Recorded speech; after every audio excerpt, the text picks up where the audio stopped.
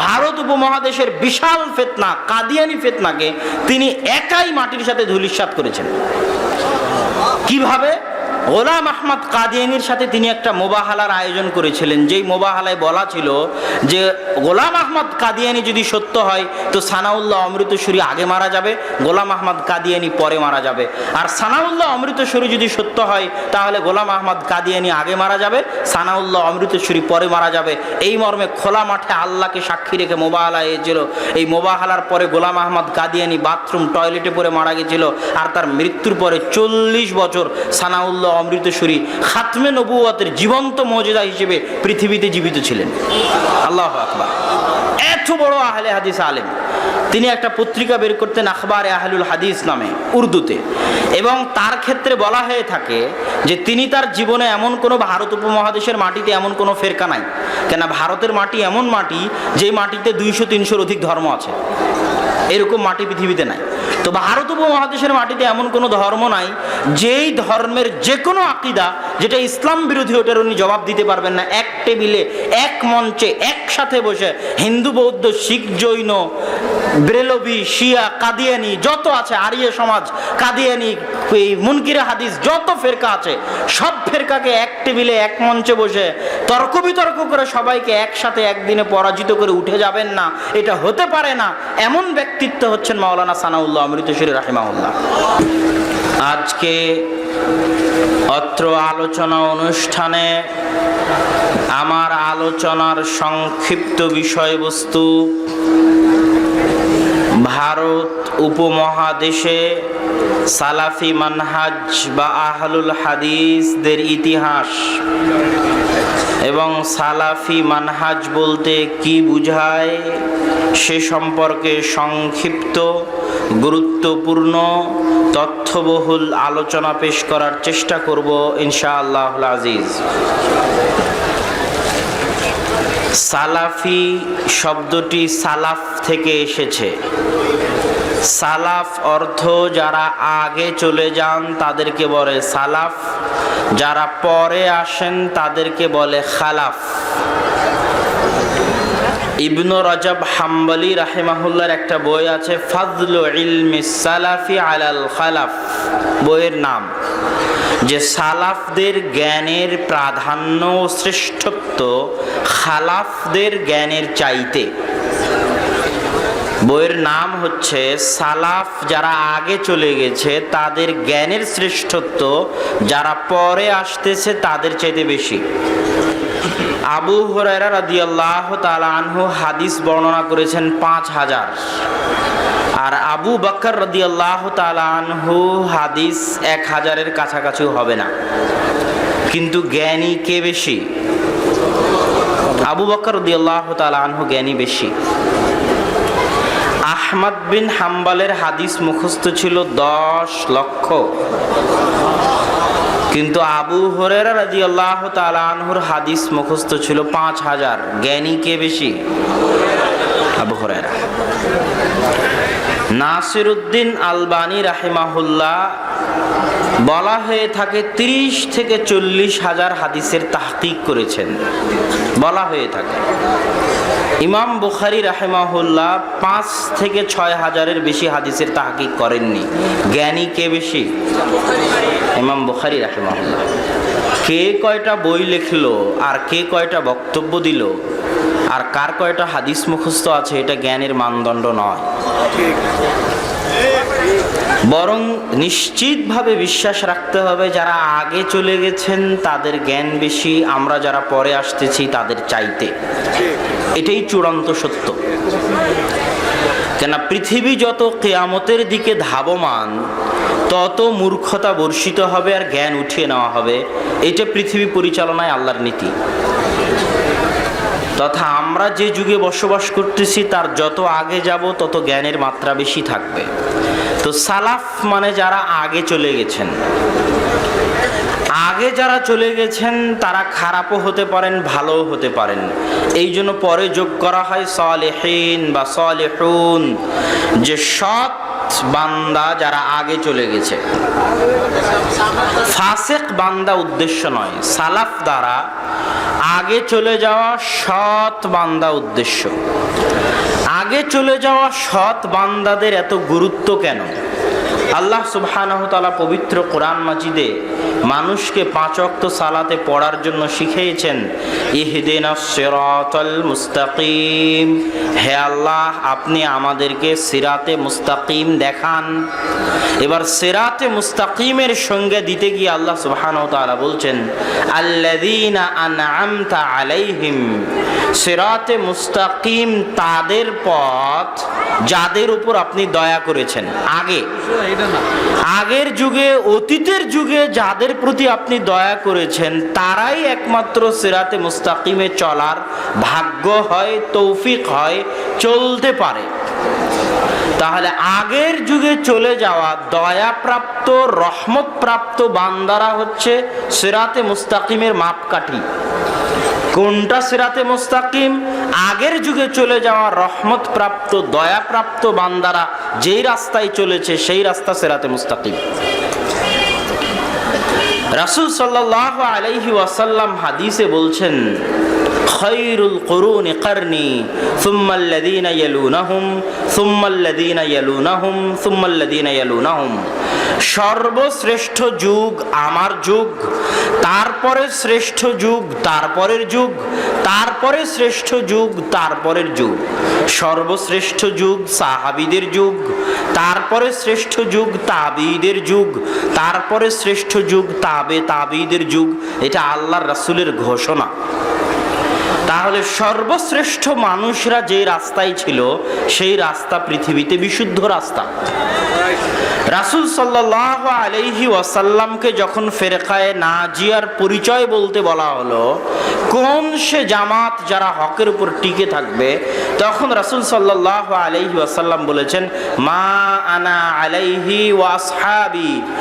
আমি এবং আমার সাহাবীরা যার উপর আছি এর উপর যারা থাকবে তারা হকের উপর থাকবে।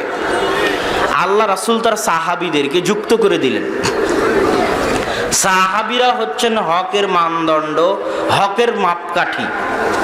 সাহাবীদের জীবদ্দশায় যত ফিতনা আবির্ভূত হয়েছে, ওই সমস্ত ফিতনার ক্ষেত্রে তারা কি পথ পদ্ধতি অবলম্বন করেছেন, এটা চিরদিন যুগ যুগ মানুষকে সিরাতে মুস্তাকিমে থাকতে সহযোগিতা করবে। সাহাবীদের সিদ্ধান্তগুলো। আবু বকর রাদিয়াল্লাহু তাআলা আনহুর মুরতাদদের বিরুদ্ধে যুদ্ধ, আবু বকর রাদিয়াল্লাহু তাআলা আনহুর যাকাত অস্বীকারীদের বিরুদ্ধে যুদ্ধ, এটা মানুষকে যুগ যুগ শিক্ষা দিবে সিরাতে মুস্তাকিমের। আলী রাদিয়াল্লাহু তাআলা আনহুর শিয়াদেরকে আগুনে জ্বালিয়ে দেওয়া, আব্দুল্লাহ বিন আব্বাস রাদিয়াল্লাহু তাআলা আনহুর খারিজিদের সাথে তর্ক বিতর্ক যুগ যুগ মানুষকে শিক্ষা দিবে যে কোনটা সিরাতে মুস্তাকিম, কোনটার উপরে থাকতে হবে। তো সাহাবীদের যুগে রাসূল সাল্লাল্লাহু আলাইহি ওয়াসাল্লামের ভবিষ্যৎবাণী অনুযায়ী ওমর রাদিয়াল্লাহু তাআলা আনহুর জীবদ্দশা পর্যন্ত ইসলাম মতভেদ বিহীনভাবে, ফেরকা বিহীনভাবে, দলাদলি বিহীনভাবে এক আকীদা, এক খেলাফা, এক রাষ্ট্রের উপর ফিতনা বিহীনভাবে প্রতিষ্ঠিত ছিল ওমর রাদিয়াল্লাহু তাআলা আনহুর যুগ পর্যন্ত। ওমর রাদিয়াল্লাহু তাআলা আনহু ফিতনার দরজা, তার মৃত্যু মানে ফিতনার দরজা ভেঙে যাওয়া, ফিতনার রাস্তা উন্মুক্ত হয়ে যাওয়া। ওমর রাদিয়াল্লাহু তাআলা আনহুর মৃত্যুর পরে ফিতনা এমন ভাবে ছড়িয়ে পড়ল যে আজকে বাংলাদেশে যে অবরোধ হরতাল হয়, সে অবরোধ হরতাল উসমান রাদিয়াল্লাহু তাআলা আনহুর বিরুদ্ধে মদিনার মাটিতে হলো। উসমান রাদিয়াল্লাহু তাআলা আনহুর বাড়িকে ঘেরাও করে মসজিদে নববীতে তাকে সালাত আদায় করতে দেওয়া হলো না। তার বাড়িতে কোরআন পাঠরত অবস্থায় তাকে হত্যা করা হলো।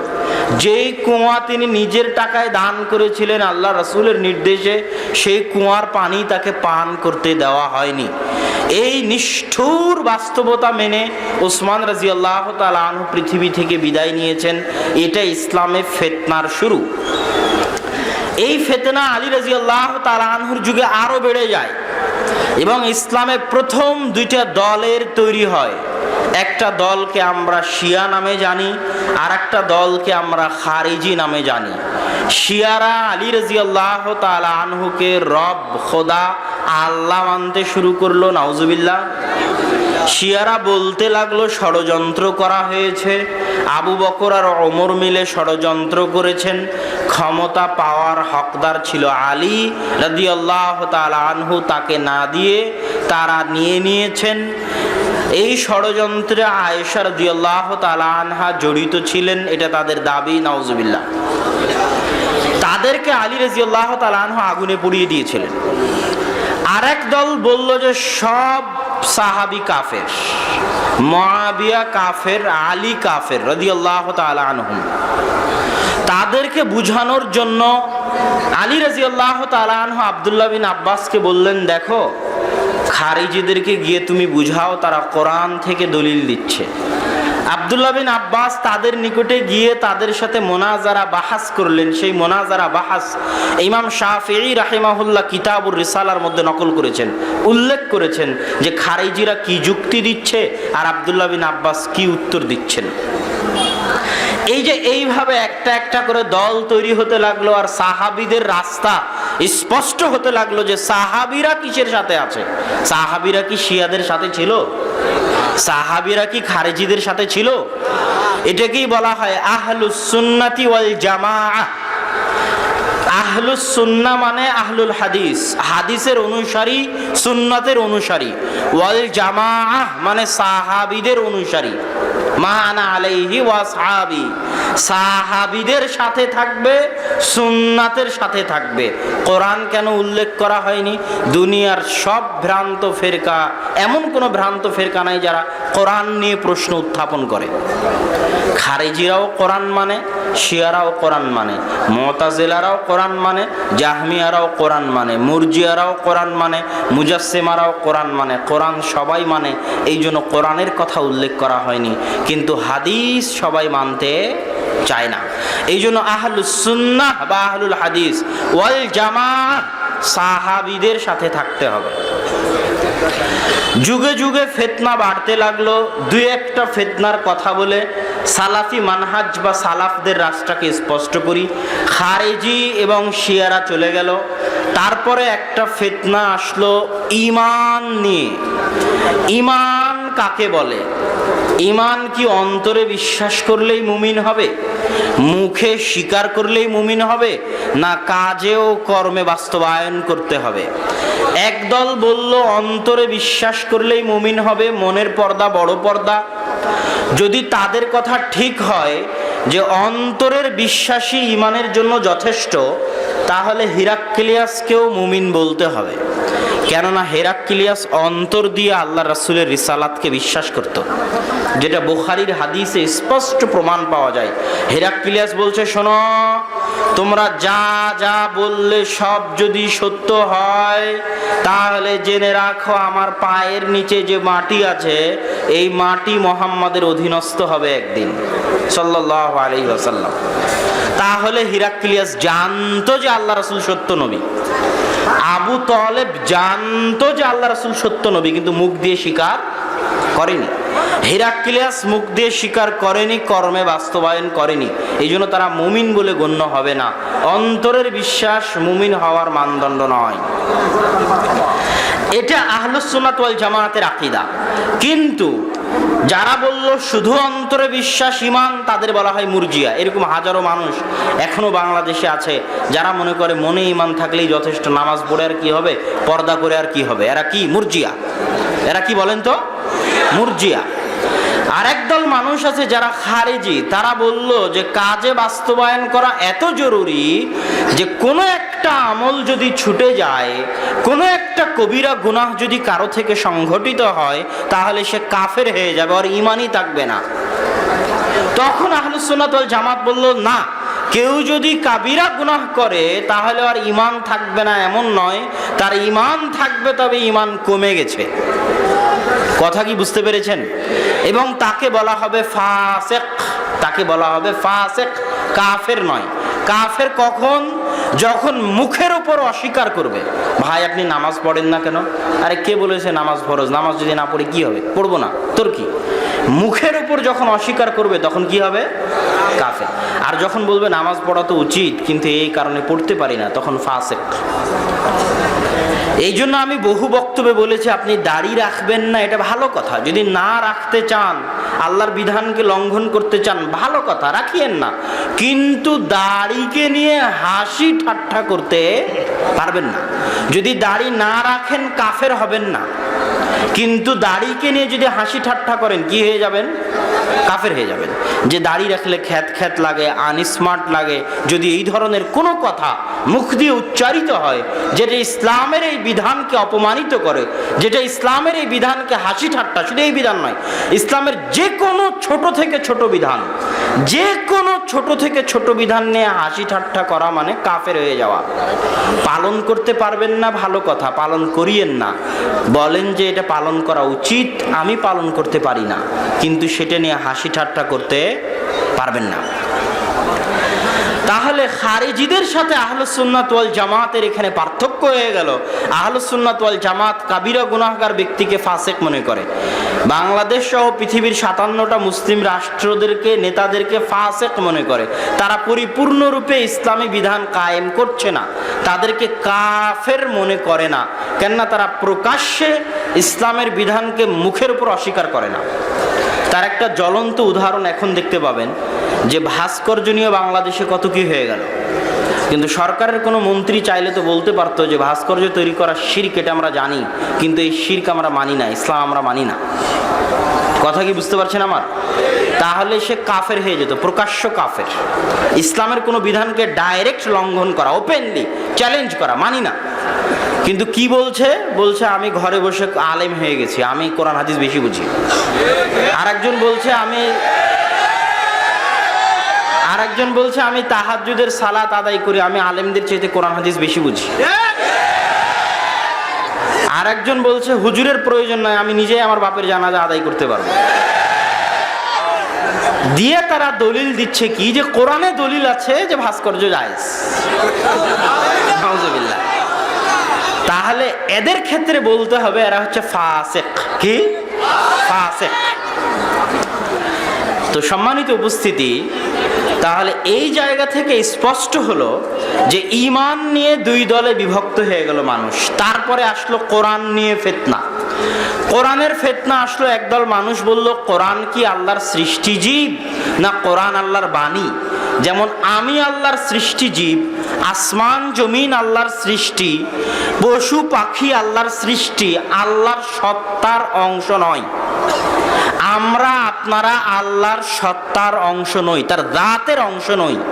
আসমান জমিন আল্লাহর জাতের অংশ নয়, পশু পাখি আল্লাহর জাতের অংশ নয়, ফেরেশতা জিন আল্লাহর জাতের অংশ নয়। এগুলোকে আল্লাহ সৃষ্টি করেছেন। কথা কি বুঝতে পারছেন? আমি এখানে বসে থেকে একটা বই লিখলাম, এটা আমার সৃষ্টি। আমি বসে থেকে একটা মোবাইল তৈরি করলাম, এটা আমার সৃষ্টি।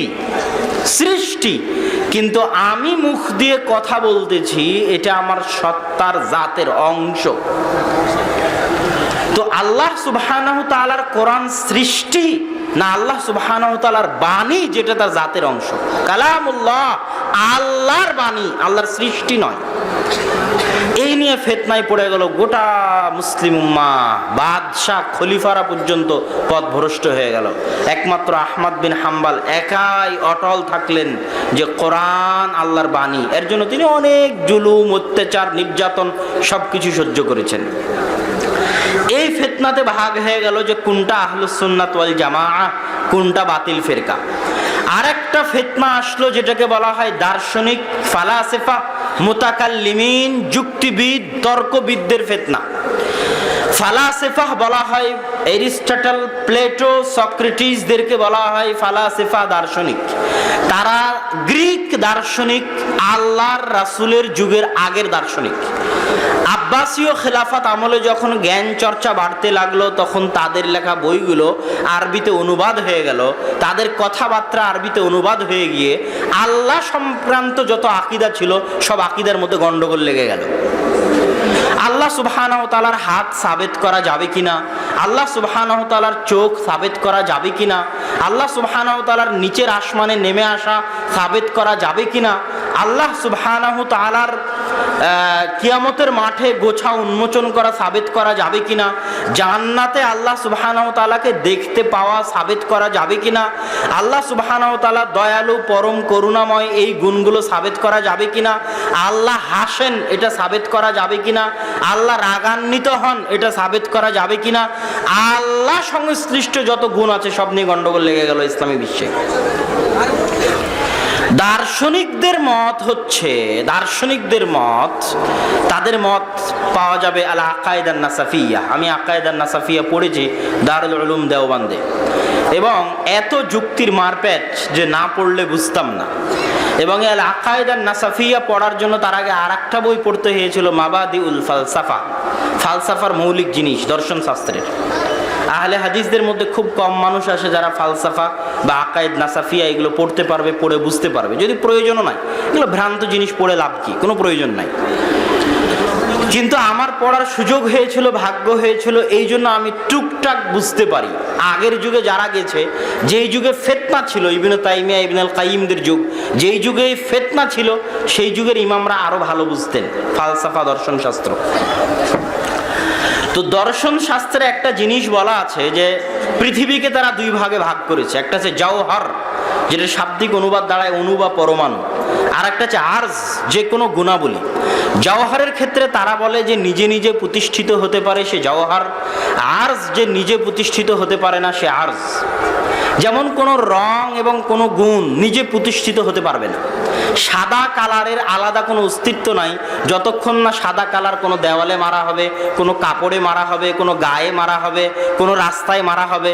সাদা কালারের আলাদা কোনো অস্তিত্ব নাই যতক্ষণ না আর একটা প্রতিষ্ঠিত জিনিসের উপর তাকে লাগানো না হয়। ঠিক তেমনি যত ভালো গুণ আছে, জ্ঞানী হওয়া, দয়া করা, রহমত করা, ভালোবাসা, হাসা, এগুলোর আলাদা কোনো অস্তিত্ব নাই যতক্ষণ না এগুলো কোনো কিছু অস্তিত্বশীল বস্তু বা ব্যক্তির সাথে জড়িত না হবে, ততক্ষণ এগুলোর আলাদা কোনো অস্তিত্ব নাই। আর জওহর যেটার আলাদা অস্তিত্ব আছে, মানুষ, এই মাইক, যা কিছু দুনিয়াতে যেগুলোর আলাদা অস্তিত্ব আছে, আমরা সবাই সবকিছু জওহরের অন্তর্ভুক্ত। তো তাদের কথা হচ্ছে দার্শনিকদের যে প্রত্যেক জওহার পরিবর্তনশীল, আর প্রত্যেক পরিবর্তনশীল বস্তু একদিন ধ্বংস হবে। কুল্লু জওহারিন মুতাগায়্যির ও কুল্লু মুতাগায়্যির হাদিস আও হালিক। প্রত্যেক জওহার পরিবর্তনশীল, আর প্রত্যেক পরিবর্তনশীল বস্তু একদিন ধ্বংস হবে। এখন তারা বলে আল্লাহর জন্য যদি আমরা হাসা সাবেত করি, আল্লাহর জন্য যদি আমরা হাত সাবেত করি, আল্লাহর জন্য যদি আমরা দয়া রহমত করা সাবেত করি, জ্ঞানী হওয়া সাবেত করি, চিরঞ্জীব হওয়া সাবেত করি, চিরস্থায়ী হওয়া সাবেত করি, তো এগুলোর জন্য একটা জওহার লাগবে।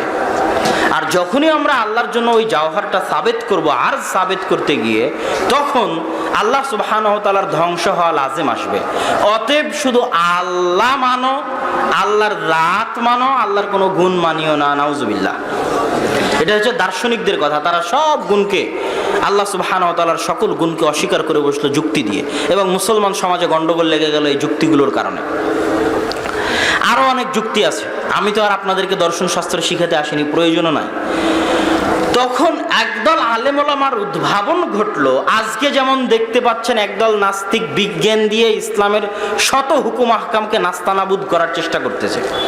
যেমন হাদিসে আল্লাহ রাসূল বলেছে সূর্য আল্লাহর আরশের নিচে গিয়ে সিজদা করে, বুখারীর হাদিস, আল্লাহ রাসূলের হাদিস, সহিহ হাদিস। তখন বৈজ্ঞানিকেরা অভিযোগ উত্থাপন করতেছে, এই সূর্য তো সারা পৃথিবীতে 24 ঘন্টা ঘুরতে থাকে, কখন আরশের নিচে যায়? কথা কি বুঝতে পেরেছেন? কিন্তু এগুলোর প্রত্যেকটার উত্তর আছে।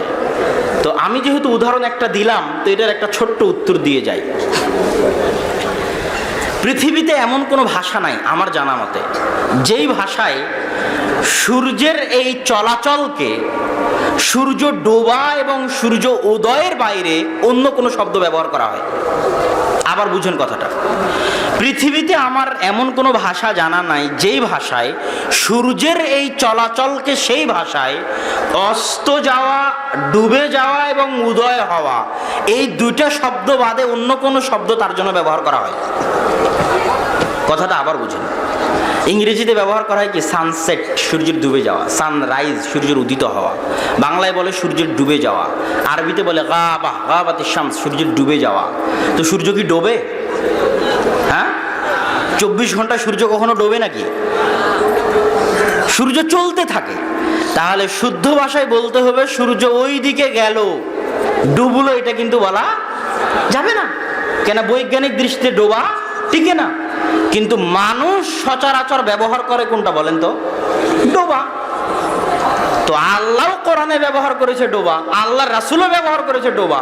তো তোমার ডোবা বলা যদি বৈজ্ঞানিক বিরোধী না হয়, তাহলে আল্লাহ রাসূলের ডোবা বলাটা বিজ্ঞান বিরোধী হবে? নাউজুবিল্লাহ। এবং ওখানে রাসূল সাল্লাল্লাহু আলাইহি ওয়াসাল্লাম ইয়াযহাব, যাওয়া শব্দ ব্যবহার করেছেন। তো পৃথিবীতে আল্লাহর এই ইদানিং যুগের আগে কেউ জানতো না যে সূর্য আবার যায়, সূর্য চলে, এটা পৃথিবীর এই যুগে কেউ জানতো না। এই যুগের আগে মানুষ মনে করতো কি স্থির থাকে, সূর্যও যে ঘূর্ণায়মান, পৃথিবীও যে ঘূর্ণায়মান, এটা মানুষ জানতো না। অথচ আল্লাহ রাসূল হাদিসে ব্যবহার করেছেন যায়, সূর্য যায়। তো সম্মানিত উপস্থিতি, এই যুগে বৈজ্ঞানিকভাবে হাদিসের উপর যেমন একের পর এক অভিযোগ উত্থাপন করা হয়, আল্লাহ রাসূল হাদিসে বলেছে যে মাছি যদি তোমার খাদ্যে বসে, তাহলে তুমি মাছিকে খাদ্যের মধ্যে ডুবিয়ে ধরো, কেননা মাছির এক পাখায় রয়েছে আরোগ্য, আর এক পাখায় রয়েছে অসুস্থতা। তো মাছিকে ডুবিয়ে ধরো, যদি এক পাখার কারণে রোগ ঢুকে থাকে, আর এক পাখার কারণে সেটা সুস্থ হয়ে যাবে। আল্লাহ রাসূলের সহিহ হাদিস। এখন গোটা পৃথিবী হাদিসের পিছনে পড়ে গেছে যে মাছির মতো একটা জীবাণুওয়ালা জিনিসকে আল্লাহ রাসূল খাবারের মধ্যে ডুবে ধরতে বললেন, কেমনে সম্ভব? তো সৌদি আরবের একটা বিশ্ববিদ্যালয়ে হাদিসের উপর পরিপূর্ণ গবেষণা হয়েছে এবং প্র্যাকটিক্যাল গবেষণা হয়েছে। একটা মাছিকে একটা মধ্যে, টিউবের মধ্যে প্রথমত শুধু তার এক ডানা ডুবিয়ে সেটার মধ্যে কতটুকু জীবাণু আছে সেটা মাপা হয়েছে। তারপরে আবার সম্পূর্ণ মাছি ডুবিয়ে জীবাণু কেমন আছে সেটা মাপা হয়েছে। তাতে দেখা গেছে যে সম্পূর্ণ পুরো মাছিকে ডুবানোর পর, উভয় ডানা ডুবানোর পর, প্রথমবার এক ডানা ডুবানোর চাইতে জীবাণু কমে গেছে। এটা প্রমাণিত বৈজ্ঞানিকভাবে, প্র্যাকটিক্যালি। তো আমি যেটা বলতে চাচ্ছিলাম যে এই যুগে যেমন বিজ্ঞানের মাধ্যমে হাদিসের উপর অভিযোগ আসতেছে, তো এই যুগে একদল আলেম ওলামা চেষ্টা করতেছে, একদল মানুষ চেষ্টা করতেছে বৈজ্ঞানিকভাবে সেগুলোর উত্তর দেওয়ার। কথা কি বুঝতে পারছেন আমার? তো প্রত্যেকটা অভিযোগের কি বৈজ্ঞানিকভাবে উত্তর দেওয়া সম্ভব? কেন সম্ভব নয় বলেন তো? কেননা বিজ্ঞানের নিজেরই কোনো ভরসা নাই। বিজ্ঞানের কোনটা ঠিক আর কোনটা বেঠিক তা কেউ জানে না। বিজ্ঞানের গবেষণা পরিবর্তন হতে থাকে। সুতরাং বিজ্ঞান দিয়ে আমি ইসলামের সব কথাকে সত্য প্রমাণিত করতে পারবো না। তো ওই যুগেও একই ঘটনা ঘটলো, যখন ফালাসেফারা যুক্তি দিয়ে ইসলামের আকীদাকে বাতিল করে দিল, তখন একদল আলেম বলল এদের যুক্তির বিরুদ্ধে যুক্তি দাঁড় করা। তাদেরকে বলা হয় মুতাকাল্লিমিন, তাদের কি বলা হয় মাতুরিদি, তাদের কি বলা হয় আশআরি। তারাই আবুল মনসুর আল মাতুরিদি, আবুল হাসান আল আশআরি। এরা মাঠে মাঠে এরকম মোনাজারা করতো মুতাজিলাদের সাথে, যারা দার্শনিক তাদের সাথে আসো যুক্তি দিয়ে ইসলামের আকীদা সাবিত করব। মাঠে মাঠে মোনাজারা করে বেড়াতেন আবুল হাসান আশআরি আর আবুল মনসুর আল মাতুরিদি। কিন্তু যুক্তি দিয়ে কি ইসলামের সব আকীদা প্রমাণ করা সম্ভব? ইসলামের সব আকীদা অদৃশ্য। আল্লাহকে চোখে দেখা যায় না, আল্লাহর রাসূলকে আমরা দেখিনি, পরকাল জান্নাত জাহান্নাম আমরা দেখিনি, কিয়ামত আমরা দেখিনি, আল ভাগ্য আমরা চোখে দেখিনি। যত আকীদা ঈমান আছে সব অদৃশ্য, দিয়েও প্রমাণ করা সম্ভব নয়। তো যখন এই মুতাকাল্লিমিনরা যুক্তি দিয়ে আকীদা প্রমাণ করতে পারলো না কিছু কিছু আকীদা, তখন তারা সেগুলোর অর্থের তাবিল, বিকৃত অর্থ করতে লাগলো। আল্লাহর হাত মানে আল্লাহর হাত নয়, আল্লাহর হাত মানে আল্লাহর ক্ষমতা, আল্লাহর নিচের আসমানে নেমে আসা মানে আল্লাহর নেমে আসা নয়, আল্লাহর রহমত নেমে আসা, আল্লাহর হাসা মানে আল্লাহর হাসা নয়, আল্লাহর সন্তুষ্ট হওয়া। এইভাবে আল্লাহ সুবহানাহু ওয়া তাআলার গুণাবলী যেগুলো যুক্তি দিয়ে টিকানো যায়নি, সেগুলোর কি অর্থ করতে লাগলো বলেন তো? রূপক, বিকৃত অর্থ। তাদেরকে বলা হয় মাতুরিদি আর আশআরি। তাহলে একদিকে থাকলো মাতুরিদি আশআরি, যারা কিছু আকীদা মানে আর কিছু আকীদার রূপক অর্থ করে। আর একদিকে থাকলো মুতাজিলা জাহমিয়া, তারা আল্লাহ সুবহানাহু ওয়া তাআলার অধিকাংশ আকীদাকে অস্বীকার করে। এর মাঝামাঝি থাকলো আহলুস সুন্নাত ওয়াল জামাআত, যে ওই যে দেখো সাহাবীরা কিসের উপর ছিল, তাবিরা কিসের উপর ছিল দেখো, সাহাবী তাবিদের পক্ষ থেকে যদি প্রমাণ হয়ে যায় যে আল্লাহর হাত মানে আল্লাহর ক্ষমতা, ঠিক আছে। আর যদি সাহাবী তাবি থেকে কেউ প্রমাণ না করতে পারে কোন সাহাবী থেকে যে আল্লাহর হাত মানে আল্লাহর ক্ষমতা, তাহলে এটা বাতিল আকীদা। কোন সাহাবী থেকে যদি প্রমাণ না হয় যে আল্লাহর নিচের আসমানে নেমে আসা মানে আল্লাহর রহমত নেমে আসা, তাহলে এটা বাতিল আকীদা। এটাই আহলুস সুন্নাত ওয়াল জামাত। দেখো সাহাবীরা কিসের উপর ছিল, এটাই সালাফি। পূর্বে ফিরে যাও, এরা কি বলছে দেখার দরকার নাই। সালাফ আগে যারা ছিল তারা কি বলতো সেটা দেখো। তাদের আকীদা আমাদের আকীদা।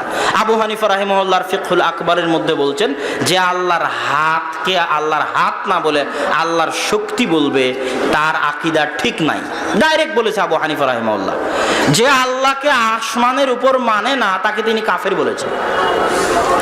তাহলে আমাদের যারা হানাফি দাবি করতেছেন দিনী ভাইয়েরা, তারা মূলত কেউই আকীদায় হানাফি নন, তারা মূলত আকীদায় মাতুরিদি।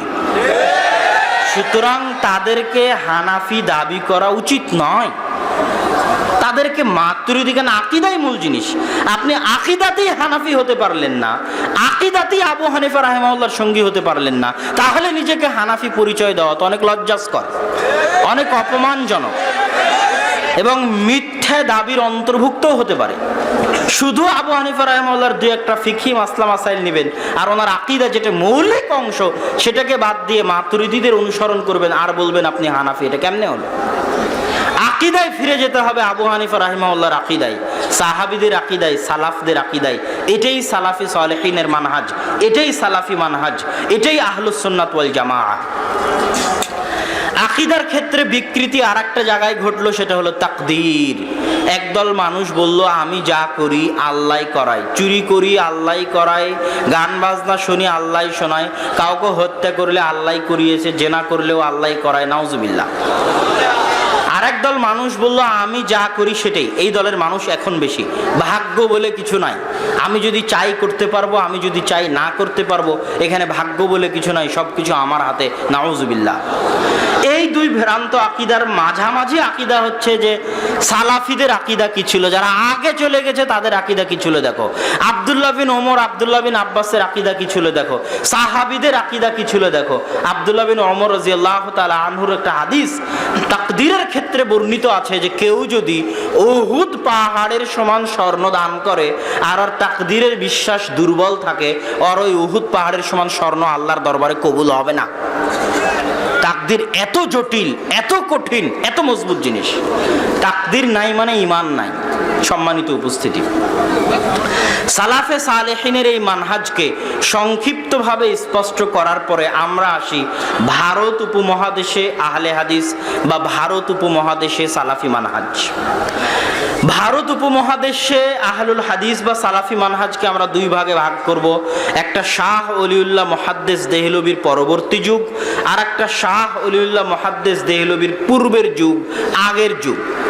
শাহ ওলিউল্লাহ মুহাদ্দিস দেহলভির পরে এদেশে হাদিসের বিপ্লব ঘটে, এ কথা ঠিক। কিন্তু শাহ ওলিউল্লাহ মুহাদ্দিস দেহলভির পূর্বেও এদেশে সহি আকীদা এদেশের মাটিতে লালিত হতো। কোনো কালে কোনো সময় হাদিসের জ্ঞান ছিল, তার বহু প্রমাণ আছে। তার মধ্যে একটা প্রমাণ হচ্ছে আবু আব্দুল্লাহ মুহাম্মদ আল মাকদিসি নামক একজন সফরকারী, ইবনে বাতুতার মতো একজন পরিব্রাজক, পাকিস্তানের সিন্ধ প্রদেশে এসে তিনি তার বইয়ে লিখেছেন যে আমি পাকিস্তানের সিন্ধ প্রদেশের মানসুরা নামক অঞ্চলে, মানসুরাবাদ নামক অঞ্চলে মানুষ পেয়েছি, একদল মানুষ বা পুরো মানসুরা নগরের অধিবাসী যারা না হানাফি মাযহাবের অনুসারী ছিল, না হাম্বলি মাযহাবের অনুসারী ছিল, না মুতাজিলা ছিল, না জাহমিয়া ছিল। তারা ছিল আহলুস সুন্নাহ ও আহলুল হাদিস, এবং তারা ছিল সাহাবী তাবিঈদের আসল মানহাজের উপর প্রতিষ্ঠিত। এটা তিনি লিখছেন বলা যায় 380 হিজরির দিকে পাকিস্তানের সিন্ধ নগরীর ঘটনা বর্ণনা করতেছেন। হাদিস শাস্ত্রে একজন রাবি পাওয়া যায় কুতাইবা বিন সাঈদ আল বাগলানি। আপনি যদি গুগল ম্যাপে সার্চ দেন বাগলান, এখানে একটা মজার কথা বলে রাখি যে হাদিস শাস্ত্রের অনেক নাম গুগল ম্যাপে সার্চ দিয়ে সেগুলোর স্থান নির্ধারণ করা অনেক সহজ হয়।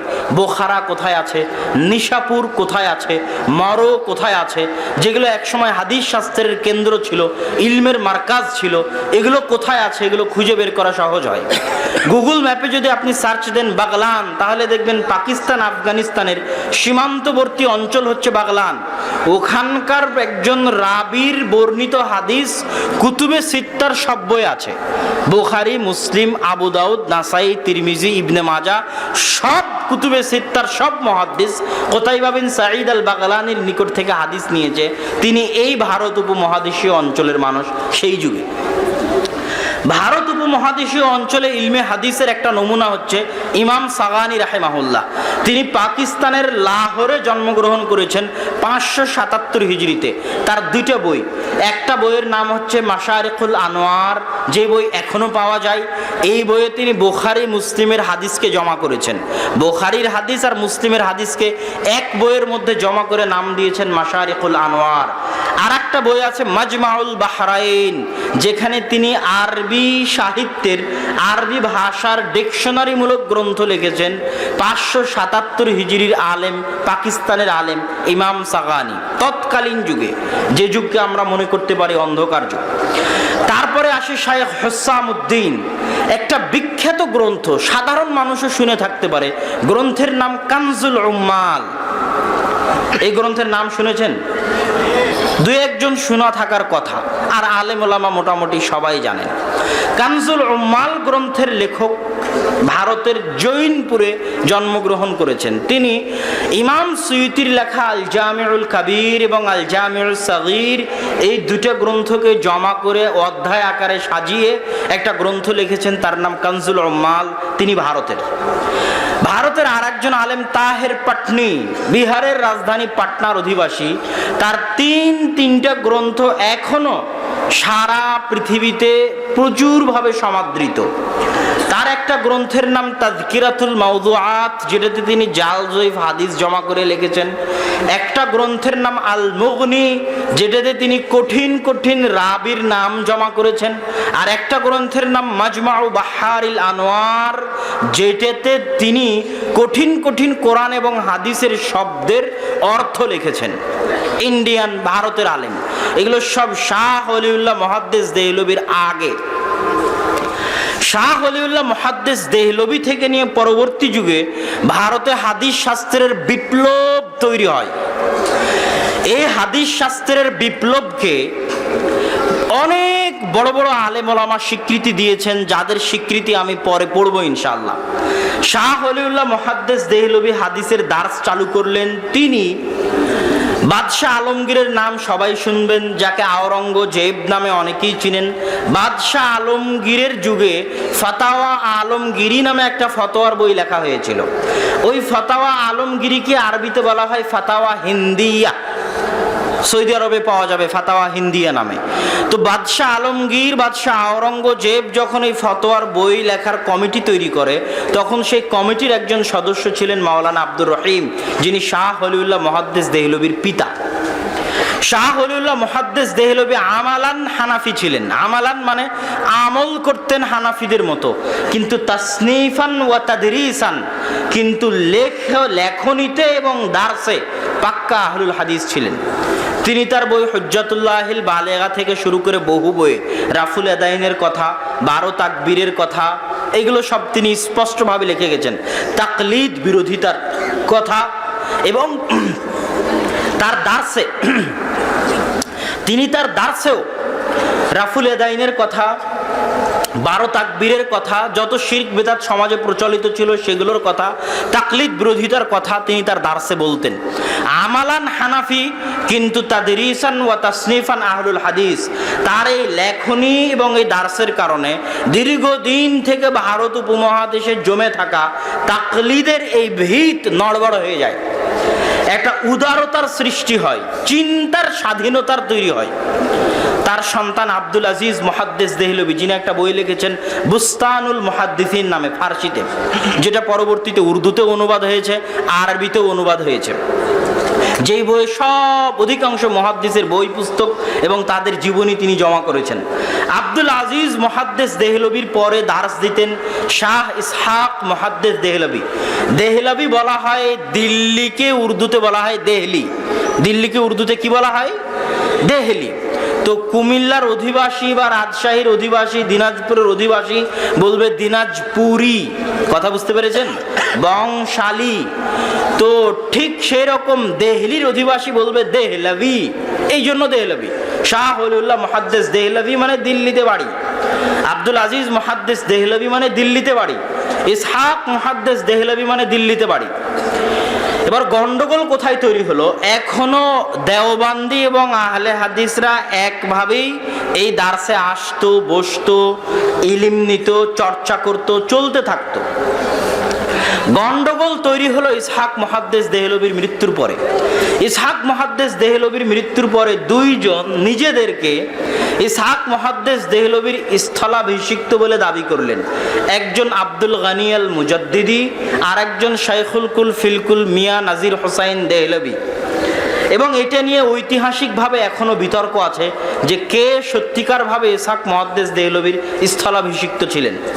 আব্দুল গনি আল মুজাদ্দিদির দুইজন ছাত্র, একজনের নাম মাওলানা কাসেম নানুতুবি, আর একজনের নাম মাওলানা রশিদ আহমদ গঙ্গোহী, যারা দুইজন মিলে দারুল উলুম দেওবান্দ প্রতিষ্ঠা করেছেন।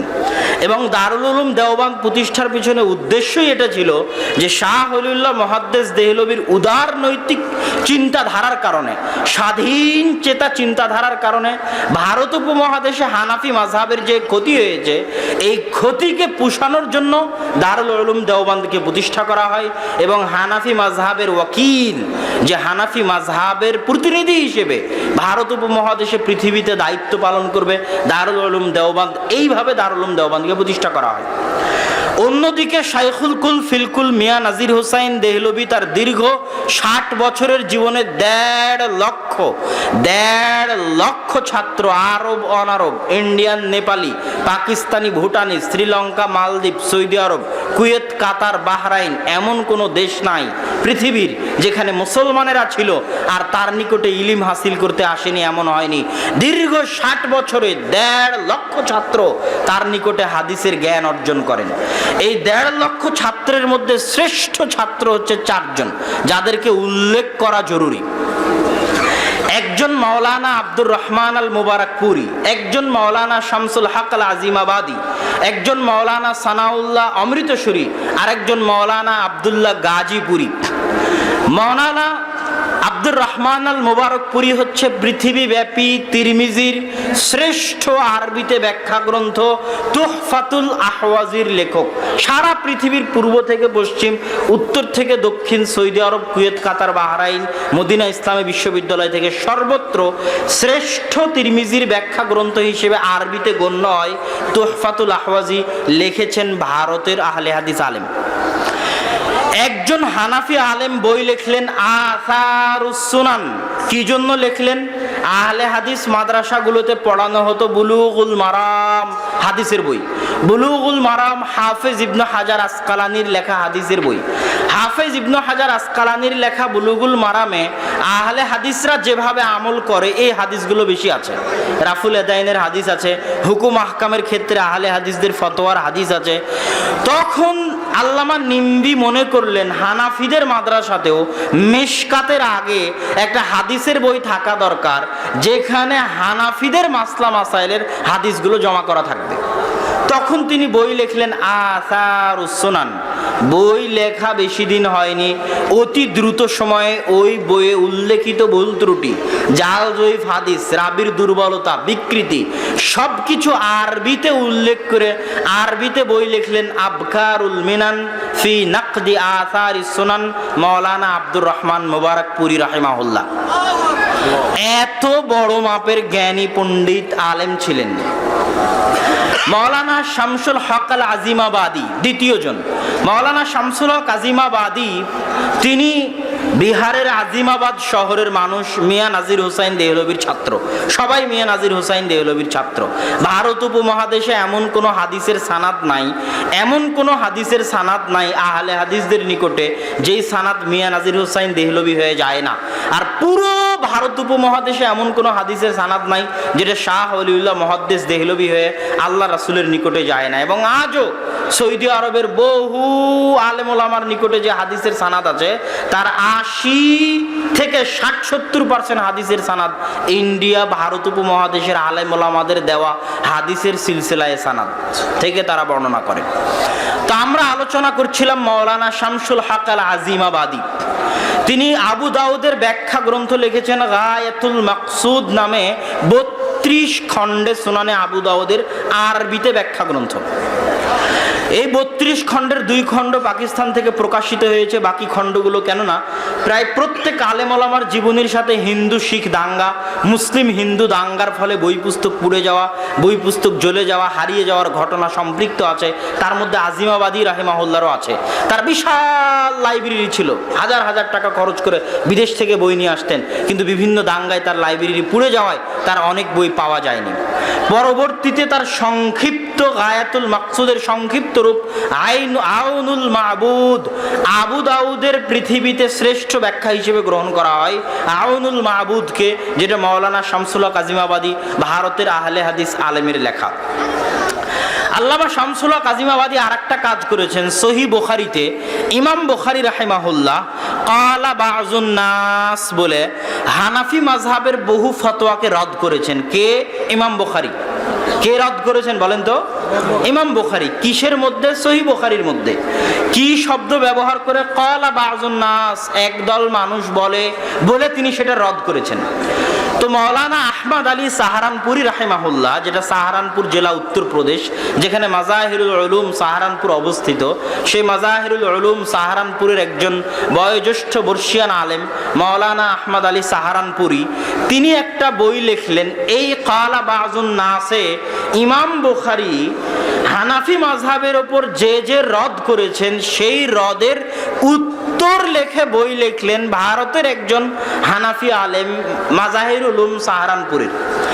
ওই তার লেখাটা এখনো দেওবন্দ থেকে যত বুখারী ছাপে, ইন্ডিয়া পাকিস্তান হানাফিদের মাধ্যমে যত বুখারী ছাপে, সব বুখারীর শুরুতে মাওলানা আহমদ আলী সাহারানপুরীর লেখা ইমাম বুখারীর ক্বালা বাযুন নাস বলে হানাফি মাযহাবের উপর যে অভিযোগ তোলা আছে, সেই অভিযোগের জবাব দিয়ে আহমদ আলী সাহারানপুরী যেটা লিখেছেন, ওই বইটা প্রত্যেক বুখারীর শুরুতে ছাপানো থাকে। কথা কি বুঝতে পারছেন আমার? আমাদের ছাত্ররা জানেই না যে এটার উত্তর আমি কোথায় পাবো।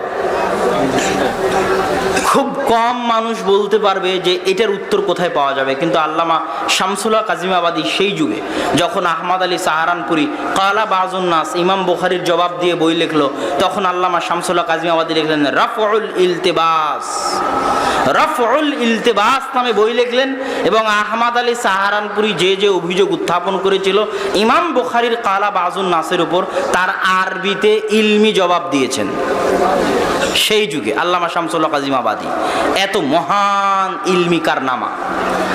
সুনানুদ দারাকুতনির উপর আল্লামা শামসুল হক আজিমাবাদীর টিকা আছে। সুনানুদ দারাকুতনির উপর সেই যুগে তিনি টিকা লিখেছেন। দুইজন আলেমের কথা গেল। ৩ নম্বর আলেম মাওলানা সানাউল্লাহ অমৃতসুরি। মাওলানা সানাউল্লাহ অমৃতসুরি দারুল উলুম দেওবন্দ থেকে পড়া। আমি আহলে হাদিস সন্তান হিসেবে দারুল উলুম দেওবন্দে পড়ার কারণে অনেকেই অনেক টিটকারি, নিন্দা, হাসি ঠাট্টা করেছে, এখনো করে। বিশেষ করে যখন আমি পড়তাম দেওবন্দে, তখন এই জিনিসটা সবচেয়ে বেশি হতো। তো আমি ওই সময় কিছু খুঁজে দেখেছিলাম যে কিছু আহলে হাদিস আলেম পাওয়া যায় কিনা, যে সালাফ, আমি প্রথম না আমার আগে কোনো আহলে হাদিস আলেম দারুল উলুম দেওবন্দে পড়েছে। তার মধ্যে একজন মাওলানা সানাউল্লাহ অমৃতসুরি, যাকে আহলে হাদিসদের সিপাহ সালার বলা যেতে পারে। মাওলানা সানাউল্লাহ অমৃতসুরির খেদমত শুধু আহলে হাদিসদের উপর নয়, পুরো ভারত উপমহাদেশের উপর সীমাহীন। ভারত উপমহাদেশের বিশাল ফিতনা, কাদিয়ানি ফিতনাকে তিনি একাই মাটির সাথে ধূলিসাৎ করেছেন। কিভাবে? গোলাম আহমদ কাদিয়ানির সাথে তিনি একটা মোবাহালার আয়োজন করেছিলেন, যেই মোবাহালায় বলা ছিল যে গোলাম আহমদ কাদিয়ানি যদি সত্য হয় তো সানাউল্লাহ অমৃতসুরি আগে মারা যাবে, গোলাম আহমদ কাদিয়ানি পরে মারা যাবে। আর সানাউল্লাহ অমৃতসুরি যদি সত্য হয় তাহলে গোলাম আহমদ কাদিয়ানি আগে মারা যাবে, সানাউল্লাহ অমৃতসুরি পরে মারা যাবে। এই মর্মে খোলা মাঠে আল্লাহকে সাক্ষী রেখে মোবাহালা হয়েছিল। এই মোবাহালার পরে গোলাম আহমদ কাদিয়ানি বাথরুম টয়লেটে পড়ে মারা গেছিল। আর তার মৃত্যুর পরে 40 বছর সানাউল্লাহ অমৃতসুরি খাতমে নবুয়তের জীবন্ত মুজিজা হিসেবে পৃথিবীতে জীবিত ছিলেন। আল্লাহু আকবার। এত বড় আহলে হাদিস আলেম, তিনি একটা পত্রিকা বের করতেন আখবারে আহলুল হাদিস নামে, উর্দুতে। এবং তার ক্ষেত্রে বলা হয়ে থাকে যে তিনি তার জীবনে এমন কোনো ভারত উপমহাদেশের মাটিতে এমন কোনো ফেরকা নাই, কেন ভারতের মাটি এমন মাটি যে মাটিতে 200-300-র অধিক ধর্ম আছে, এরকম মাটি পৃথিবীতে নাই। তো ভারত উপমহাদেশের মাটিতে এমন কোনো ধর্ম নাই যেই ধর্মের যে কোনো আকিদা যেটা ইসলাম বিরোধী ওটার উনি জবাব দিতে পারবেন না। এক টেবিলে, এক মঞ্চে, একসাথে বসে হিন্দু, বৌদ্ধ, শিখ, জৈন, ব্রেলভি, শিয়া, কাদিয়ানি যত আছে, আরিয়া সমাজ, কাদিয়ানি, এই মুনকিরে হাদিস যত ফেরকা আছে, সব ফেরকাকে এক টেবিলে, এক মঞ্চে বসে তর্ক বিতর্ক করে সবাইকে একসাথে একদিনে পরাজিত করে উঠে যাবেন না, এটা হতে পারে না। এমন ব্যক্তিত্ব হচ্ছেন মাওলানা সানাউল্লাহ অমৃতসুরি রাহিমাহুল্লাহ। তিনি মিয়া নাজির হুসাইন দেহলভির ছাত্র, শাইখুল কুল ফিলকুল মিয়া নাজির হুসাইন দেহলভি। মাওলানা আব্দুল্লাহ গাজীপুরি, মাওলানা আব্দুল্লাহ গাজীপুরি হচ্ছেন মাদ্রাসা প্রতিষ্ঠাতা। তার তেমন লেখনী নাই, কিন্তু অগণিত মাদ্রাসা প্রতিষ্ঠা করেছেন, অগণিত আহলে হাদিস মাদ্রাসা। তার মধ্যে একটা বিখ্যাত মাদ্রাসা হচ্ছে ফাইজে আম মৌনাত ভাঞ্জান। মাওলানা আব্দুল হামিদ ফাইজিকে চিনেন আপনারা? অনেকেই চিনেন না। তার নামের শেষে ফাইজি কেন লাগানো আছে জানেন? তিনি হচ্ছেন মৌনাত ভাঞ্জান নামক জেলায় অবস্থিত ফাইজে আম মাদ্রাসার ছাত্র, এই জন্য তার নামের শেষে ফাইজি আছে। কথা কি বুঝতে পেরেছেন? আব্দুল হামিদ ফাইজিকে এদেশের মানুষেরা মোটামুটি চিনে, তার বই পুস্তক আছে, বাংলায় অনেক বই পুস্তক তিনি লিখেছেন হাফিজাহুল্লাহ। তো তার নামের শেষে ফাইজি আছে আপনাকে বোঝানোর জন্য যে আব্দুল্লাহ গাজীপুরীর বক্তব্য শোনাচ্ছি, ওই আব্দুল্লাহ গাজীপুরী এই ফাইজে আম মৌনাত ভাঞ্জানে অবস্থিত আহলে হাদিসদের ঐতিহ্যবাহী শিক্ষা প্রতিষ্ঠানের প্রতিষ্ঠাতা।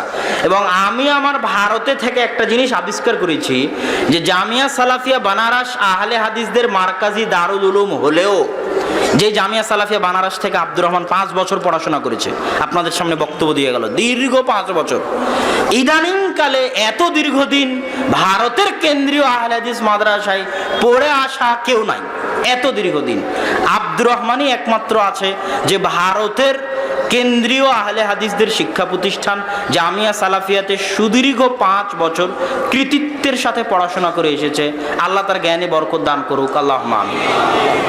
তো জামিয়া সালাফিয়া বানারস আহলে হাদিসদের মারকাজি দারুল উলুম হলেও আমি দেখেছি মৌনাত ভাঞ্জানের ফায়েজে আম মাদ্রাসা যেই জায়গায় অবস্থিত, ওই পুরো গ্রামটা, পুরো এরিয়াটা প্রকৃত অর্থে আহলে হাদিসদের মার্কাজ। কি জন্য? আহলে হাদিসদের যত বই পুস্তক আছে, নওয়াব সিদ্দিক হাসান খান ভূপালী, মিয়া নাজির হুসাইন দেহলভি, শামসুল হক আজিমাবাদী, মাওলানা আব্দুর রহমান মোবারকপুরি, যত আদি পুরাতন বই আছে এগুলো তো বাংলাদেশে পাবেনই না। এগুলো সব বই জামিয়া সালাফিয়া বানারসও পাওয়া মুশকিল আছে। জামিয়া সালাফিয়া বানারসও এই বইগুলো মৌনাত ভাঞ্জান থেকে নিয়ে আসে। বিশাল বিশাল আহলে হাদিস লাইব্রেরি আছে, যারা যুগ যুগ থেকে আহলে হাদিসদের এই ঐতিহ্যগুলো লালন করে সেই বইগুলো প্রকাশ করে আসতেছে। সম্মানিত উপস্থিতি, এই গেল আল্লামা আব্দুল্লাহ গাজীপুরি। এই যে 4 জন ছাত্র, মিয়া নাজির হুসাইন দেহলভির, আব্দুর রহমান মোবারকপুরি, শামসুল হক আজিমাবাদী, সানাউল্লাহ অমৃতসুরি, আব্দুল্লাহ গাজীপুরি, এই 4 জন ছাত্রই পুরো ভারত উপমহাদেশে আজকে আপনারা নিজেদেরকে যারা সহি আকীদা বলে দাবি করতেছেন, তাদের বদৌলত মূলত আসলে, তাদের বদৌলত হচ্ছে আসল বদৌলত। তো এতক্ষণ বলছি আহলুল হাদিসদের ইলমি দারসি তাদরিসি ধারা। আরো বহু আলেম আছে যাদের বর্ণনা দিয়ে শেষ করা যাবে না। যেমন পাকিস্তানের একজন আলেম ছিলেন হাফেজ মোহাম্মদ গন্দলবি।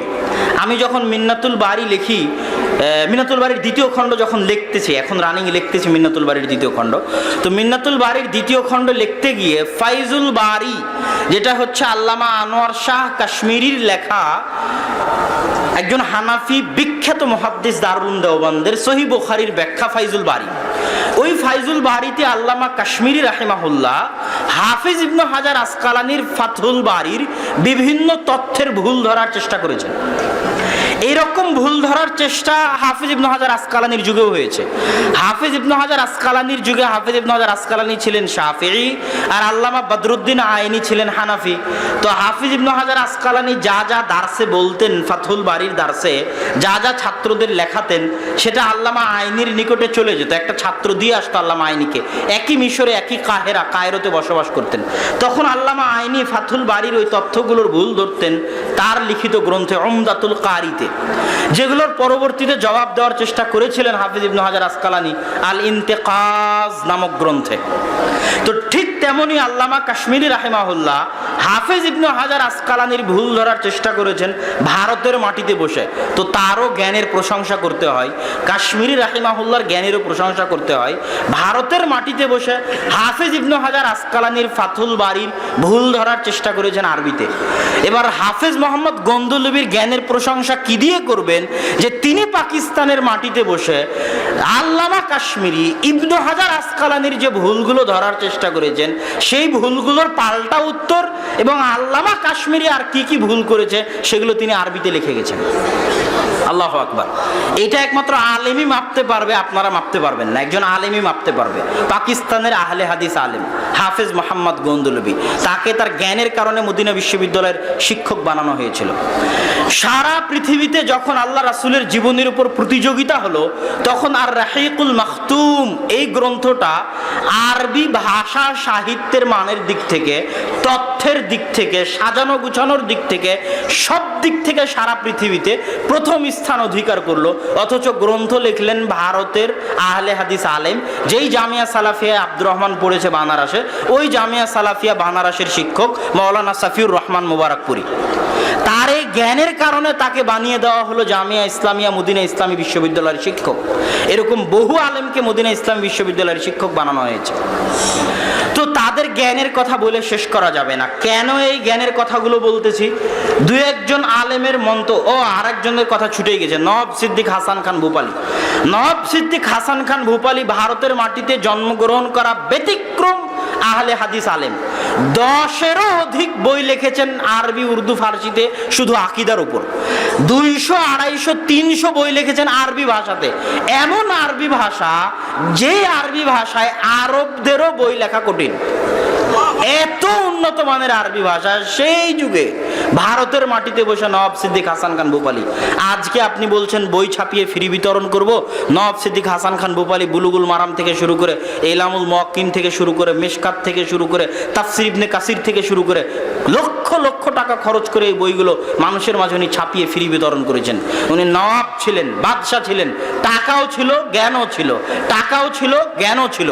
বইও লিখেছেন, বই ছাপিয়েছেন, ফ্রি বিতরণ করেছেন। এদেশের মাটিতে আহলে হাদিস মানহাজ প্রচারে যে দুইজনের সবচেয়ে বড় অবদান আছে, তাদের একজন নওয়াব সিদ্দিক হাসান খান ভূপালী আর একজন মিয়া নাজির হোসাইন দেহলভী।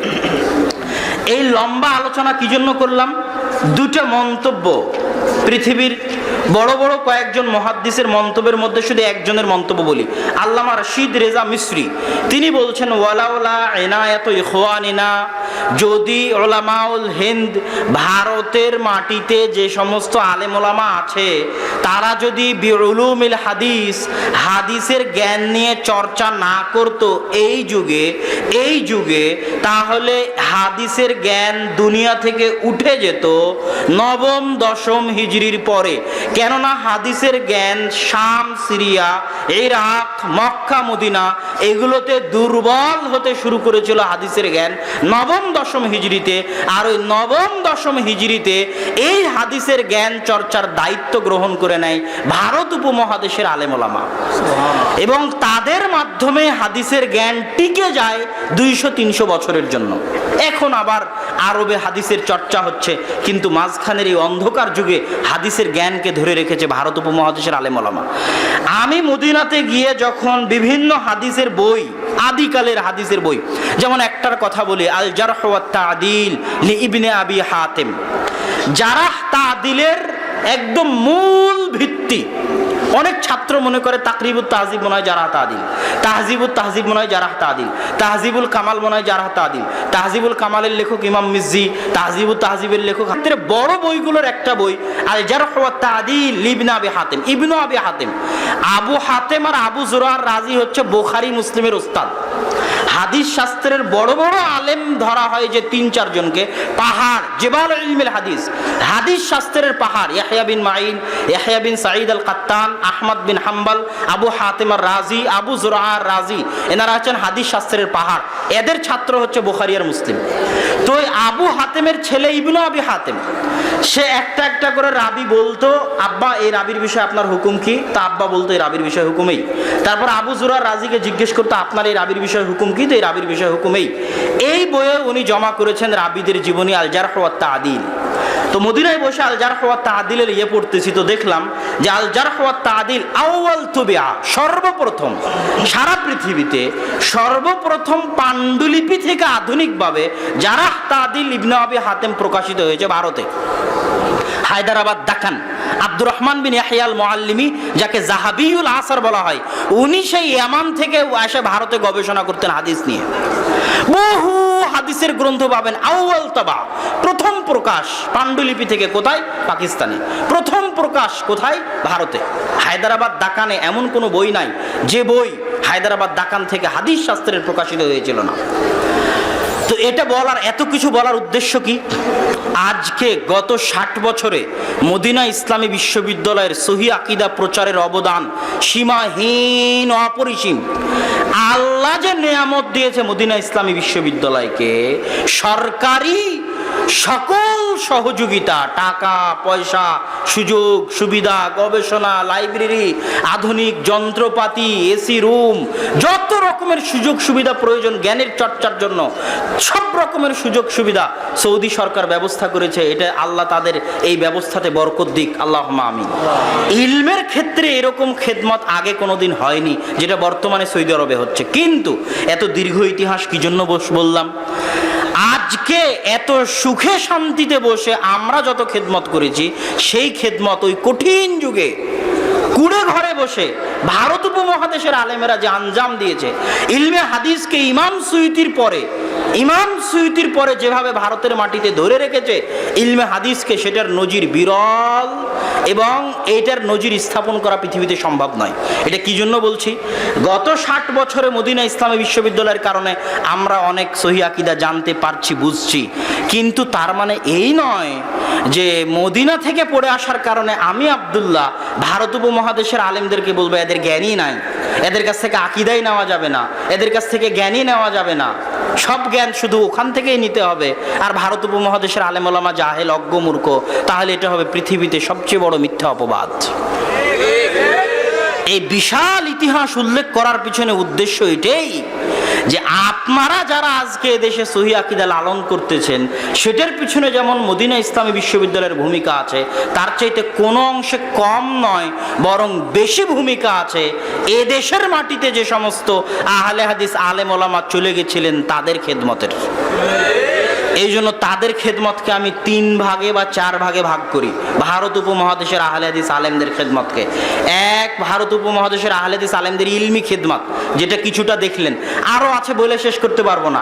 তাফসির ইবনে কাসির প্রথম উর্দুতে অনুবাদ করেছে কে? আহলে হাদিস আলেম মাওলানা মোহাম্মদ জুনাগড়ি। ইলামুল মুওয়াক্কিন প্রথম উর্দুতে অনুবাদ করেছে কে? মাওলানা মোহাম্মদ জুনাগড়ি। সব কুতুবে সিত্তা উর্দুতে অনুবাদ করেছে সর্বপ্রথম কে? আহলে হাদিস আলেম মাওলানা ওয়াহিদুজ্জামান হায়দ্রাবাদি। এই দেশের মাটিতে শুধু ইলম প্রচারে আহলে হাদিসদের অবদান আছে সীমাহীন ও অপরিসীম। দ্বিতীয় অবদান হচ্ছে জিহাদে, দেশ স্বাধীনতায়। 1947 সালের দেশ স্বাধীনতায় আহলুল হাদিসদের অবদানের প্রথম সিঁড়ি আব্দুল আজিজ মুহাদ্দিস দেহলভী এবং শাহ ইসমাইল শহীদ। মাওলানা শাহ ইসমাইল শহীদ 25,000 হাদিসের হাফেজ। তার লেখা বই তাকবিয়াতুল ঈমান, যার আরবি অনুবাদ হয়েছে কিতাবুর রিসালাহ। এই রিসালাতুত তাওহীদ, যার আরবি অনুবাদ হয়েছে রিসালাতুত তাওহীদ নামে, তাকবিয়াতুল ঈমান নামে সেই যুগে ভারতের মাটিতে বসে শিরক বেদাতের বিরুদ্ধে এত কঠিন, এত ভয়াবহ বই লিখতে পারে, এটা কল্পনা করা সম্ভব নয়।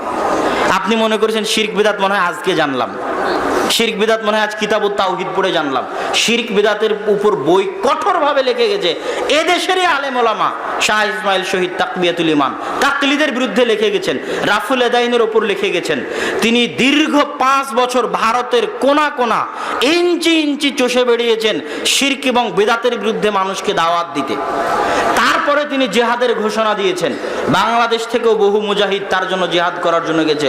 বগুড়ার সন্ধ্যাবাড়ি অঞ্চল, রাজশাহীর দুয়ারি অঞ্চল, এই বহু অঞ্চল থেকে বহু মানুষ তার হাতে বায়াত নিয়ে জিহাদ করেছে। 1831 সালের 6 মে তিনি পাকিস্তান ভারতের সীমান্তবর্তী অঞ্চল বালাকোটে মৃত্যুবরণ করেন। তিনি হচ্ছেন, কেউ যদি বলে যে ইতিহাস রচনা করবে বাংলাদেশের স্বাধীনতার ইতিহাস, তো সবার আগে শাহ ইসমাইল শহীদের জীবনী পড়তে হবে। ভারত সরকার যদি বলে 14ই আগস্টের যে ভারত স্বাধীন হয়েছে তার ইতিহাস পড়াবে, তো সবার আগে শাহ ইসমাইল শহীদের ইতিহাস পড়াতে হবে। শাহ ইসমাইল শহীদ ছাড়া ভারত স্বাধীন হতো না। আজকে ভারতের সরকার যেই লাল কেল্লায় তার স্বাধীনতার পতাকা উড়ায়, ওই লাল কেল্লা মুসলমানদের তৈরি। ওই লাল কেল্লা নরেন্দ্র মোদী যেই লাল কেল্লায় স্বাধীনতার পতাকা ওড়ায়, লাল কেল্লা কাদের তৈরি? মুসলমানদের তৈরি। ওই দিল্লি মুসলমানদের আবাদ করা। এই দেশ মুসলমানেরা স্বাধীন করেছে, জেহাদও মুসলমানেরা করেছে, স্বাধীনতাও মুসলমানেরা অর্জন করিয়েছে। এটা গেল আহলুল হাদিসদের জেহাদি ধারা। আহলুল হাদিসদের আর একটা ধারা হচ্ছে দাওয়াতি ধারা।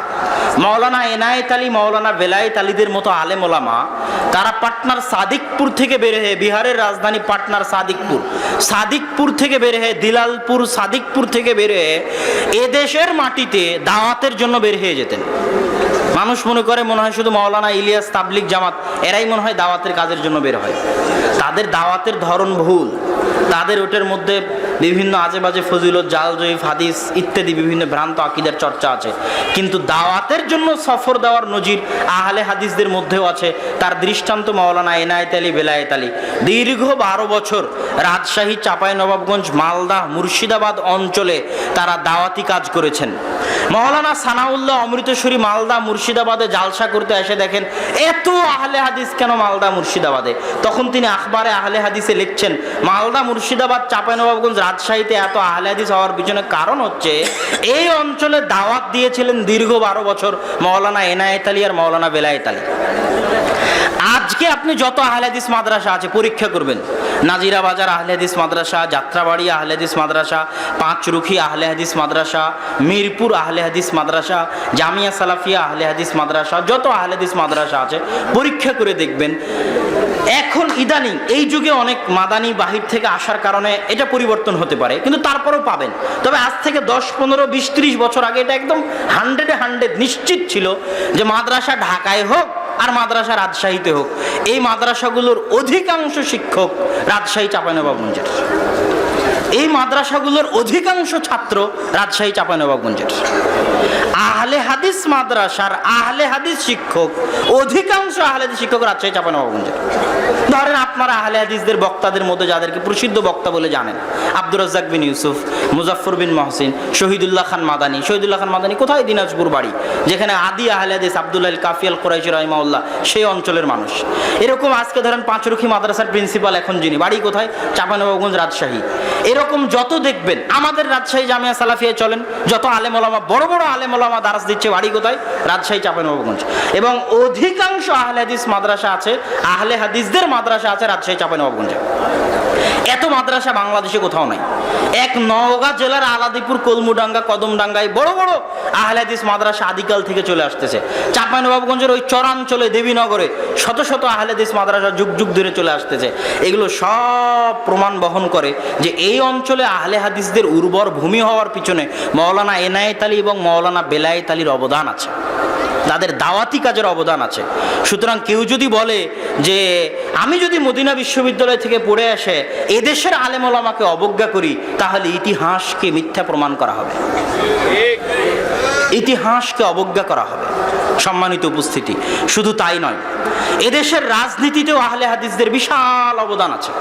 আপনি মাওলানা শেখ মুজিবুর মাওলানা বলছি বাংলাদেশের প্রতিষ্ঠাতা শেখ মুজিবুর রহমানের লিখিত অসমাপ্ত আত্মজীবনী বইটি পড়বেন। ওই অসমাপ্ত আত্মজীবনীর মধ্যে উনি লিখছেন যে মুসলিম লীগের সভাপতি মাওলানা আকরাম খাঁর চেম্বারে, দরবারে একটা কাগজ দিতে যাবেন। তো ভয়ে তার জান দুরু দুরু করে কাঁপতেছে যে কেমনি মাওলানা আকরাম খাঁর দরবারে উনি ঢুকবেন। তো ভয়ের ঠেলায় এক দৌড়ে ঢুকেছেন, টেবিলের উপর চিঠি রেখেছেন, আর এক দৌড়ে বেরিয়ে এসেছেন। তো যে আকরাম খাঁকে দেখে শেখ মুজিবুর রহমান ভয় পাচ্ছে, মুসলিম লীগের সভাপতি সেই আকরাম খাঁ আহলে হাদিস আব্দুল্লাহিল কাফি আল কোরাইশি রাহিমাহুল্লাহ এবং তার চাচা আব্দুল্লাহিল বাকি রাহিমাহুল্লাহ, তারা সবাই কৃষক প্রজা পার্টি, তারপরে মুসলিম লীগ, এগুলোর রাজনীতির সাথে জড়িত ছিলেন। মুসলিম লীগের রাজনীতি ছেড়ে দিয়ে আব্দুল্লাহিল কাফি আল কোরাইশি জমিয়তে আহলে হাদিসের হাল ধরেছিলেন। তিনি মূলত মুসলিম লীগের রাজনীতিবিদ ছিলেন। পাকিস্তান স্বাধীনে তাদের অবদান আছে সীমাহীন ও অপরিসীম। আজকে একজন বিখ্যাত আহলে হাদিস ব্যবসায়ীকে আমি জিজ্ঞেস করলাম, তার টেবিলের উপর বই রাখা আছে,